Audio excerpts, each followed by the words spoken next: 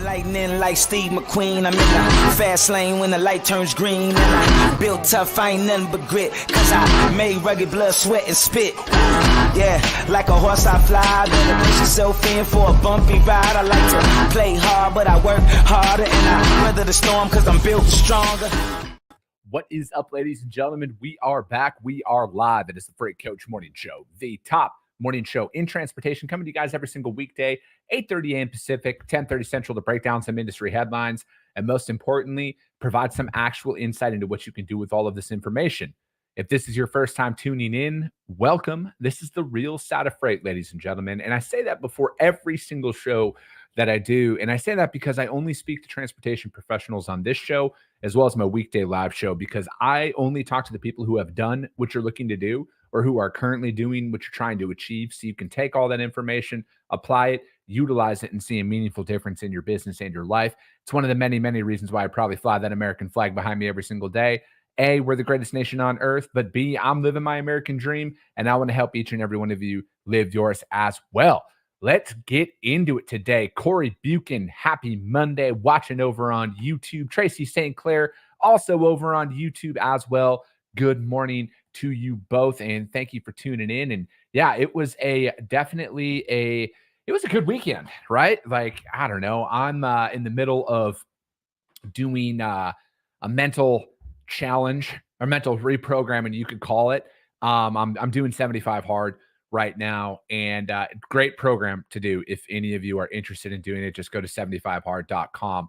But yeah, this weekend was it was at that point where like I'm in a lot of like physical pain because of all of the increased activities and everything, and the mental battle really started this weekend, right? Because I definitely did not want to continue at a couple of points, and I just, yeah, it's just the mental aspect of a lot of things and having to power through a lot of that. But I mean, if any of you guys are interested in that program, literally just go to 75hard.com. It is, I think, the best one that is out there for anybody to follow if you're ever looking to make meaningful change in your business and your life and everything. So let me see. Justin Berger, good morning. He's over on YouTube as well. John Paradise, let's go. Good morning. Let's have a good week. Bill McIntyre, good morning to you. Everyone's coming in on YouTube this morning. I love it. Let me see here. With that being said, I want to lead in and talk about, well, before I do any of that, diesel is at $3.86 a gallon out there, you guys, and that gets updated every single day, or every single Monday, excuse me, on the EIA.gov. So that will be updated here later on today, and I will put that fuel surcharge or the national average updated here on tomorrow's show as well. So we're still at $3.86 a gallon, and yeah, with going into this week, I don't know. I'm going to be interested to see how capacity is this week, because these last, pretty much every single week since the first of the year for the last 3 weeks, capacity has been tighter and rates have been elevated. And you could definitely see, so a couple of my customers use a TMS to do all their freight, and the spot market was very busy these last 3 weeks for tender rejections and everything else. And this morning, it's seemingly silent. So I almost wonder if the holiday hangover has officially passed in the industry. But I'll see. I'll keep you guys posted from my standpoint on where things are. But I'm just basing this opinion on the customers that I move freight for. And it's noticeably quiet out there this morning from a spot market opportunities standpoint compared to how it was here these last 3 weeks. So it's going to be interesting, right? Because I think like the weather event that kind of happened, that threw a big wrench into things. And then there's just that natural holiday hangover that happens every single year. So it's going to see how long that was going to hold out for. And again, this is just my opinion based on, the freight that I actually move. And it is noticeably quiet out there this morning compared to these last couple of weeks. So we'll see, right? It was inevitable. It was inevitable that it was going to eventually quiet back down, because Q1 every single year, for the most part, outside of a couple of years, is historically very, very slow. It's also a great time to get out there and prospect as always. Stephen Tittle, happy Monday, everyone. Jeff Dickinson, what is up? Good morning. Let's get after it. Sonny Sharma says, good rainy morning, orange shirt gang. Let's go. Yeah, Sonny, it's the same thing out here in Arizona, man, dude. We got rain yesterday. It's supposed to rain today. It's supposed to rain all day tomorrow too. It's kind of nice though, because we got like 60 more days, maybe 75 more days until the hotness starts coming back in for the year. So I'll take the weather. Zena, good morning to you. Have a happy and productive week, everyone. She says, Paul McClellan, let's go, everyone. Thanks for tuning in, Paul. So when back when I first started creating content, and hold on, Sonny Sharma has a question. If anybody on here has any empty reefers available in Idaho today. So yeah, that's another thing that we actually haven't done in a while. Any of my driver friends who tune into this show, post your open equipment where it's at on the stream and everything, you guys, and we can connect you guys with some quality brokers out there. But Sonny needs some reefer capacity up in Idaho today. But again, back to what I used to do, obviously, is little Mindset Monday videos, and again, being in the thick of 75 hard, it's really getting my my attention on this. And then it was also talking about it inside of an audio book that I'm listening to right now. So I listen to audiobooks for my outdoor workouts, and one of them, Ben Hardy, excuse me, he's a really good author, excuse me. I listened to his audiobook already this year called Who Not How, and now I'm on his one on the gap and the gain. And both of them are more talking about, well, especially in the gap and the gain, it's being present and like being appreciative of what you've actually accomplished in your business, right? Because it's easy to sit back, especially in today's day and age, right? I was on social media this morning on LinkedIn, and you're going through your feed, and all you see is just highlight reel after highlight reel after highlight reel, and and that's great, right? Like, I'm all about people winning, but I'm also, it can get, especially if you're in the building phase of things, like FOMO starts to creep in. But you also need to pay attention, and this is where the book and the gap and the gain comes in. Pay attention to where you were a couple months ago or a couple years ago to where you are now. And this is something that I fail at a lot. All right. I fail at this a lot. I live in the gap for a lot of my time, and it explains it in the book. But I have a mindset of, I'm happy about what I've done, but I'm not satisfied because I have so much more to do, right? Like, when I talk about building the largest transportation company in North American history, that's where my standards are at. But it's not healthy, right? Like, I lose sight of what I've accomplished. I lose sight of the fact that 4 short years ago, I was in my bedroom unemployed and didn't know what the hell I was going to do, starting to create content and everything, to where I am today, and focusing in on that progress, right? Like, focusing on the gain is so crucial. And especially when, again, there's a lot of noise on social media. There's a lot of highlight reels all over social media. Very few people talk about how hard it is to build a business, right? Like, this is hands down the hardest thing I've ever done in my life, because I'm figuring shit out as I go every single day, right? Like, I have bills, my receivables are due, my payables are increasing. I'm investing in building out my team. And, it's funny, like, I booked a trip here for the East Coast to go visit some customers of mine, and, coming up, and, I, like, between rental cars, hotels, flights, and everything, like, it's a $3,000 investment, right? And that's today. And, because that's essentially what everything costs. No, I didn't fly first class. I'm very aware of, like, I'm about, the flights and stuff that I buy. But, like, I also need to look at the fact, like, I was able to purchase that months in advance, and I know that I'm going to be able to pay that off with my revenue that's coming in right now.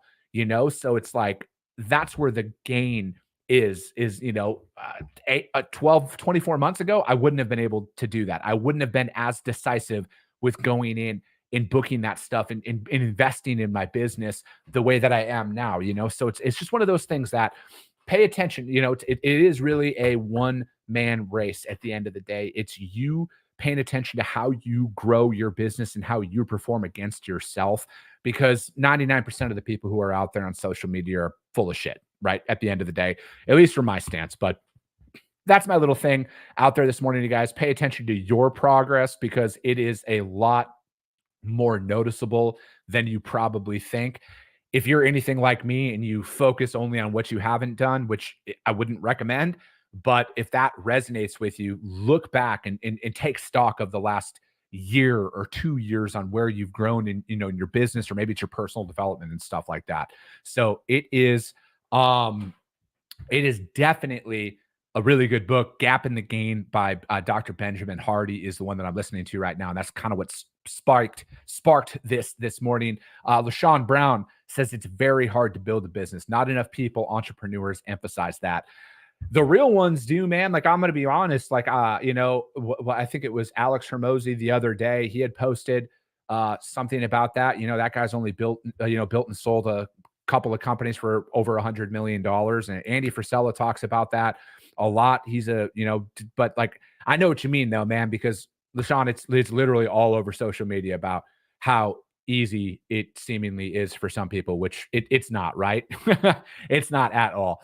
But let's get into some articles here, you guys. Let's break this down. As always, the links to all the articles that I put out there will be uploaded onto the Freight Coach YouTube channel, as well as the Coffee with the Freight Coach audio only replay, which is up on iTunes and Spotify almost immediately after the show. This first article, very timely, right? Fleetowner.com, how to ensure a safe fleet during inclement weather. This is, and I think like this year it was different because nobody really got hit with any weather this year up until this storm like a week and a half ago, right? And that to me, I think, because this brings a lot of it to the forefront. In my opinion, preparing for inclement weather isn't just a fleet thing. I think brokers can always do more with that as well, right? Like, again, I'm behind a computer every single day. And you know what? If a driver tells me to pound sand, it's not like that is what it is. But I like to have that in my checklist of, hey, because if I got freight going through Colorado or Wyoming or whatever that looks like, and there's inclement weather, like I got loads picking up in Idaho this week and stuff like that. Like, I always want to bring that up. Hey, do you have chains? Do you have, warm weather gear? Do you have all of this stuff with you? And then I'm monitoring the weather throughout transit on this as well, because I got to keep my customers updated. I got to keep my receivers updated on this at the end of the day, because I think one very important piece to bring up is no truckload is worth a human life, no matter what. And if there's inclement weather, verifiable inclement weather, I don't want anybody driving if they're not feeling safe. But I also want me and my team to do our due diligence to make sure our drivers are better prepared out there, in the event a load picks up here in Arizona where we don't get bad weather, and then it goes up through some of those states. Again, you could sit here and say it's not your responsibility. That's fine. I am going to take the opposite approach to that and make sure everybody's prepared in that event. But millions of Americans were under winter weather warnings out there. And then when fleet owners are trying to worry about weather and being prepared, they're solely focused on their vehicles, said Eric Frey of Power Fleet. They're doing the normal things that are good, such as vehicle inspection reports, making sure the braking and lighting systems are working. Those are all good things. But in my opinion, they don't spend enough time training their drivers. Talking about prioritizing fleet safety, a safety culture isn't built by using one safety training course that's out there. When developing a safety culture concerning weather events, the training starts with data collection, or what Frey calls the ABCs: accelerating, braking, and cornering events by truck drivers. Those are the things that would allow us to identify perhaps having an aggressive driver. In-cab visibility, which can be captured using upfront or driver-facing cameras, can further determine a driver's habits by detecting distractions, fatigue, eating, or smoking while driving. And then Frey says, okay, no, hold on. Sorry about that. My computer just updated. Frey said Power Fleet recommends fleet managers use these videos to help drivers identify when they're exhibiting risky behaviors. And then if you're dealing with a severe storm and cell connectivity is out or radio comms are down, if they're not aware of what action to take. They don't know the difference between a flood watch or a flood warning and everything else, which again, I think like data is crucial in these times, right? Like use these things to build up better SOPs for your training. I think in this is another thing to take into consideration out there again as a broker, right? Like are you what steps do you have in place to talk about weather events and everything else? Like obviously this first half of this article, there's nothing you can do about that as a broker, but at the end of the day, I think like having a plan in place for winter weather and everything else is crucial. And then it talks about steps to safer fleet practices during weather. And then fleet and driver safety during weather requires fleet owners and managers to cover their basis. That includes vehicle maintenance, preventative and seasonal, and ensuring up-to-date inspection reports. Another active step is to ensure drivers are trained and aware of the steps to take when inclement weather does occur. Drivers should be mindful of how to drive as well when it is the best time to pull over. And then finally, using the fleet technology available to them. It just comes down to being vigilant and prepared with your vehicles and being prepared with your drivers. I probably should have read through this article. It definitely, I thought it was going to give more steps on what you can actually do. It was probably a sales pitch more than anything, it seems. But I will say this: use your data, right? Like, unfortunately, the only way to make things safer is by things happening. Right. You know, it's why airlines are the safest form of travel on earth right now is they are doing those. And then when things happen, they are learning from them. They are making changes and they are training, though. Most importantly, they are training, just like in same thing with your, like, and what they did say in this article that I will say was good is training your drivers on driving through inclement weather, right? Like, what are you doing to work with them? Or is this one of those situations where you're like, you have an active CDL, get out there and drive? You know, we really learned a lot of this. And again, this is just from a broker's perspective here. You know, I lived up and I worked out of Reno, Nevada for, almost 9 years, and Donner Pass is terrible over the winter, right? Like, it is terrible. That thing shuts down. I-80 through Wyoming, same thing, terrible. I think that at the end of the day, again, as a broker, what can you do? I think it is just bringing awareness, because again, you can't tell anybody how to run their business, right? And say you must have this. But I think bringing up a lot of this is crucial, right? Like making sure they have chains, making sure that they have warm clothes, making sure they have additional food, water, everything else. I'm just taking this a step further from what this article had put out there, but I think like that's something that you can do. And again, have an SOP for people to follow. Send that out there. Maybe if you own a fleet, send that out there across your Qualcomms or your telematics or however you communicate with your drivers to let them know, especially if they are going through some of those affected areas, to make sure that they are up to date on all of that. And I think if we do that, again, you're just going to make it better for the driving community as a whole. And then most importantly, I think the number one step to for safer fleet practices out there is have your drivers pull over if they are not feeling safe. All right. If the weather is bad, do not have anybody push, right? Like, I will say this right now, because I had some friends of mine who obviously I talked to them, and they had told me that they had a shipment that got their rate reduced from the customer because the driver shut down due to weather. And it was like literally shut down by the DOT, or like the cops, the highway patrol shut the road down, and that customer like reduced the rate and everything, which is shitty at the end of the day. But like, those are those things, right? Like, if that ever happens to me, I will never haul freight for that customer ever again. Because if somebody out there, like, again, this isn't somebody making up a storm. Like, it's literally the highway patrol shutting the fucking road down. If that happens and you have that happen where a customer wants to reduce the rate, I'm pulling all my business from them. I don't care how big they are. Like, that's ridiculous to me. And that's one thing that I would have loved to have seen in this article is that right there. If it's that bad out there, tell your drivers to pull over. I would rather have them at a truck stop sitting there and being safe than stuck on the side of the road. Like, I had that happen, right? A couple of years, it was probably like 5 or 6 years ago, excuse me, at this point. I had a driver who got caught on I-80 in Wyoming. It was a freak blizzard that came through, and he was stuck there for like 2 days. Thank God he had food and water in his truck with him, or else who knows what would have happened because like this is the real world, you guys. And if we're not prepared out there, real bad things can happen. So that article was from Fleet Owner, and it's how to ensure a safe fleet during inclement weather. Pay attention to this, you guys, over these next couple of months, no matter what.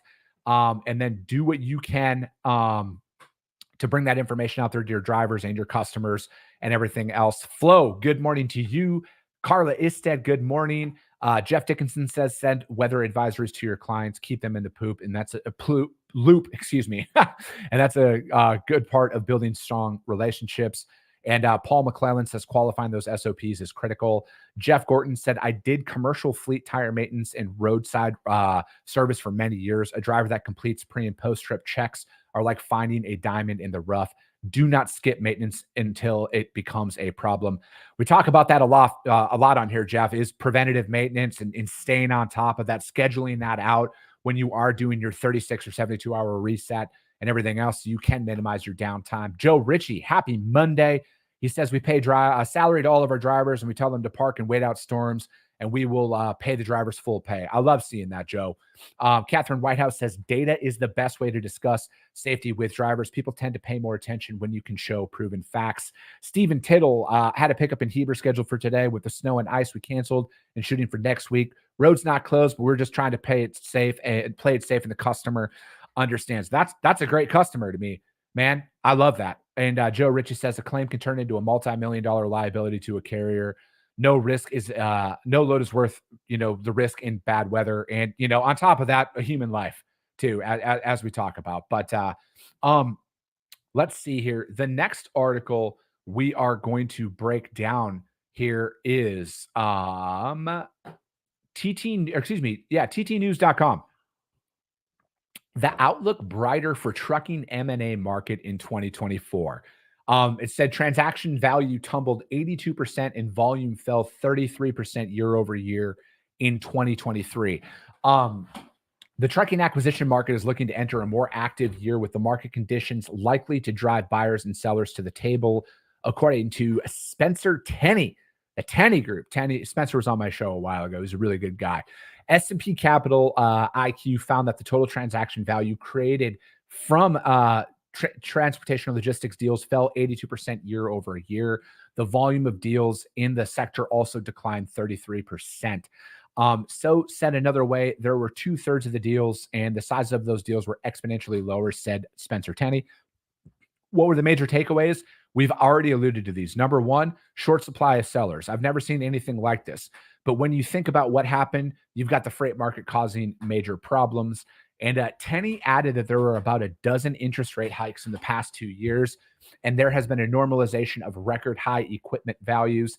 In terms of valuation limits, I'm sure many people can appreciate over the last 3 or 4 years what a roller coaster it has been. There's just been a crazy time to figure out how to value an asset-heavy trucking company. Of course, that's all normalized. And Tenney noted that the market essentially still dealing with the tailwinds of 2022 and the headwinds of 2023. And they said, we've had interest rates this high. That's not the issue. We've never in history had interest rates escalate that quickly. So for a lot of potential sellers, understandably, sat on the sidelines, and it's probably the right call. And then secondly, the structure plays a major role. Putting some structure around those defined risks in a way that allowed sellers to participate in the upside of whatever they produced as part of the formula, but also providing some hedge and some protection for the buyer should consider, or should conditions get worse, and those are the types of structures we anticipated coming into 2023 with all the signals coming our way. To me, it's interesting, right? Because you're definitely seeing activity that's going on out there, because like I look at a lot of these things, like what are, like, obviously I've said on the show a lot, success leaves clues out there. What are some of the larger brands doing out there? Or what are they investing in? Are they selling equipment? Are they buying equipment? Are they acquiring companies? Are they buying business units? Are they taking that buy, not build mentality where, hey, there's a company with a proven track record, I would just rather buy them for cross-border freight or whatever that is, because we want to have that in our service offering. And he goes on to say in here that it's very likely that somebody's going to invest in your business that already understands the space. So you need to really put the investment and time around how to package your business so that a person can fully appreciate it. This is very valuable to cut the noise. Who's going to buy the business? That's likely going to be that profile. And I think, and then hold on, Tenny is still more hopeful that there are going to be lots of opportunities in the year ahead. But on the flip side, he also pointed out the pain points in the market with costs increasing. And then you have more competition. We've never had more competition as far as new buyers entering the space. So we think that there'll be more buyers. So we think there'll be more buyers and more sellers. As a result, we'll get the valuation alignment much easier. So we're excited to see what happens out there. And the second thing is that we have buyers that will demonstrate discipline. I think it's going to be interesting to see how the M&A market does shake out here in the coming half of the year, right? Because what's out there and where's the real value in buying versus raising capital, right? And then building it out. I know that I talked about the buy versus build mentality, but in this time, you almost wonder if the only people who are going to sell are the ones who are like done, right? And because I'm like, to be fully transparent, I'm always looking for people who are looking to sell their brokerage, right? Like, because I've just kind of got it because I listened to a podcast a while ago with Cody Sanchez. She, talked to and she has, serial entrepreneur. She's bought a bunch of companies and everything. And she brought to my attention the owner financing and the zero money down purchase of a business. Now, I'm not saying that these are everywhere in logistics, and obviously you would want to hire a consultant to come through and work through this with you if you've never done that before. But that kind of opened my eyes. I'm like, well, damn. And what if, right? Like from my perspective today, and sorry, that article was from TT News, Outlook Brighter for Trucking M&A Market in 2024. I think that people are always looking to buy. I think that there's a subsector of businesses and investors and everything else that no matter what's going on in the economy, does not matter what interest rates are, doesn't matter what any of that is, they're still going to buy, they're still going to sell, they're going to do whatever it is that they're, because they operate no matter what, right? Like they're not conscious about, they're very selective about what they do, but like they don't let certain factors stop them from operating like it does for a lot of businesses that are starting up, right? Like in today's terms, like, no, I don't have the capital to buy somebody per se, but like, it's kind of like talking about that owner financing and stuff like that. Like if that deal came about, if somebody came to me who was like, dude, I have nobody in my family who would want to take this business over. This brokerage has been around forever. I'm just looking to retire. I will finance the sale. I think anybody would be dumb to not look into that, right? So that's kind of where my head is at with as this year goes. I can never say never to anything.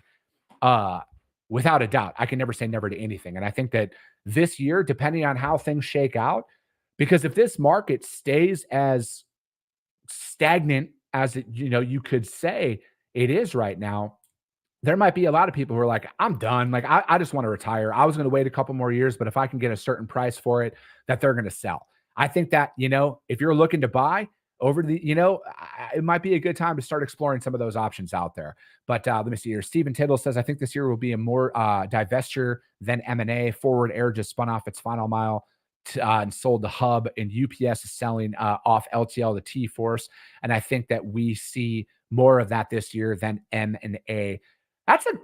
I could see that, right? Like I could see some of these larger companies who throughout these last couple of years maybe did buy, again, I saw Flexport was in the news for raising capital, but like they had bought a company and then I think that they had sold it and somehow Shopify's included in that, but they were selling off a business unit. I think you might be onto something there, Steven, that could be a reality, right? Where people are going to start spinning off their business units and selling off certain pieces of it. That'll be interesting to see, man. Micah, have a blessed week with you as well. Paul McClellan says, I'm working with PE firms as a consultant in their M&A space, and they're extremely cautious these days compared to other years. It's going to be interesting. It's going to be interesting, you guys. But hey, that is going to be it for today. We'll be back tomorrow, and we got some guests coming on here later on this week. But as always, if you guys got value in what you heard today, subscribe to the show, you guys. Share it out there to your network.